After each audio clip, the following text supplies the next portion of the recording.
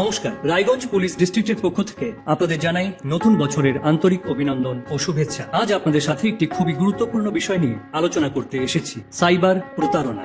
প্রতিনিয়ত সাইবার প্রতারণার সংখ্যা বেড়েই চলেছে এবং সাধারণ মানুষ খুব সহজেই এই প্রতারিতদের ফাঁদে পড়ছে। তাই এখন আপনাদের সচেতন ও সাবধান থাকা খুব জরুরি। আজ তাই আমরা আপনাদের কিছু সাইবার প্রতারণার বিষয় নিয়ে ও এর থেকে নিজেকে কিভাবে সুরক্ষিত রাখবেন তা আলোচনা করব।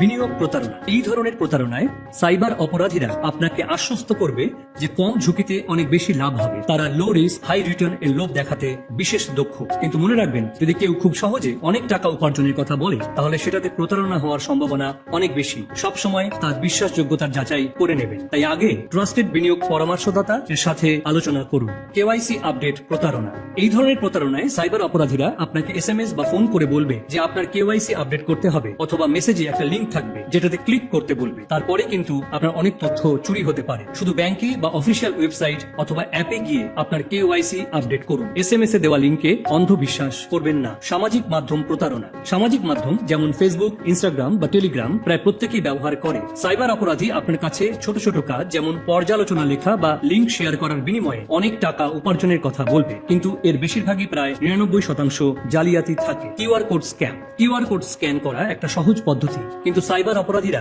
এই প্রক্রিয়াটিকে একটি ফাঁদে পরিণত করেছে। তারা কিউআর কোড ব্যবহার করে আপনার ব্যাংক অ্যাকাউন্ট থেকে টাকা চুরি করতে পারে। শুধু বিশ্বাসযোগ্য কিছুতেই কিউআর স্ক্যান করুন এবং সন্দেহজনক কিউআর এড়িয়ে চলুন। ছদ্মবেশে প্রতারণা। সাইবার অপরাধীরা আপনার পরিচিত বন্ধু বা পরিবারের লোকের পরিচয় দিয়ে তথ্য চাইতে পারে। এটা এখন একটা সাধারণ বিষয়, তাই কখনোই তথ্য দেওয়ার আগে তার পরিচয় যাচাই করে নিন। ডিজিটাল গ্রেফতার। ডিজিটাল গ্রেফতার কেলেঙ্কারিতে সাইবার অপরাধীরা আইন প্রয়োগকারী কর্মকর্তা যেমন CBI agent, income tax officer, excise officer হিসেবে নিজেকে পরিচয় দেয় এবং ফোন কলের মাধ্যমে ভিকটিমদের সাথে যোগাযোগ শুরু করে। পরবর্তীতে তারা অনুরোধ করে যে ভুক্তভোগীরা হোয়াটসঅ্যাপ এবং স্কাইপের মতো প্ল্যাটফর্মের মাধ্যমে ভিডিও যোগাযোগে সুইচ করুন। স্ক্যামাররা তখন আর্থিক অসদাচরণ, কর ফাঁকি বা আইনি লঙ্ঘনের মতো বিভিন্ন কারণ উল্লেখ করে ভুক্তভোগীদের ডিজিটাল গ্রেপ্তারি পরোয়ানা দিয়ে হুমকি দেয়। কিছু কিছু ক্ষেত্রে এই প্রতারকরা ভিকটিমদের আরো বোঝানোর জন্য একটি থানার মতো সেটআপ তৈরি করে প্রমাণ করার চেষ্টা করে যে কলটি বৈধ। তাদের নাম কেস থেকে বাদ দেওয়া, তদন্তে সহায়তা করা বা ফেরতযোগ্য নিরাপত্তা আমানত এসক্রো অ্যাকাউন্ট এর আড়ালে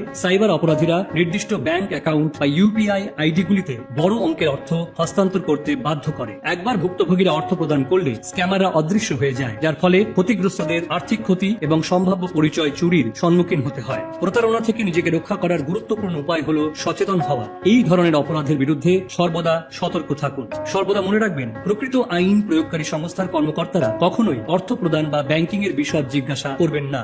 সাইবার অপরাধীদের দ্বারা নিয়োজিত চাপের কৌশল এর কাছে নতি স্বীকার করবেন না। যারা জরুরিতার অনুভূতি তৈরি করে দ্রুত পদক্ষেপ নিতে চায়, আপনি কল সম্পর্কে অবগত হন। তাদের উল্লেখ করা সংশ্লিষ্ট সংস্থার সাথে সরাসরি যোগাযোগ করে তাদের পরিচয় যাচাই করুন। শান্ত থাকার চেষ্টা করুন এবং আতঙ্কিত হবেন না। আপনি যদি মনে করেন আপনি সাইবার প্রতারণার শিকার হচ্ছেন, তবে আপনি আপনার নিকটবর্তী সাইবার ক্রাইম থানা বা এনসিআরপি পোর্টাল 1930 তে জানান। কারণ রায়গঞ্জ পুলিশ সর্বদা আপনার সাথে আছে ও থাকবে। ভালো থাকুন, সুস্থ থাকুন এবং নিজের ও আপনার আশেপাশের মানুষকে সচেতন করুন ও সতর্ক থাকুন।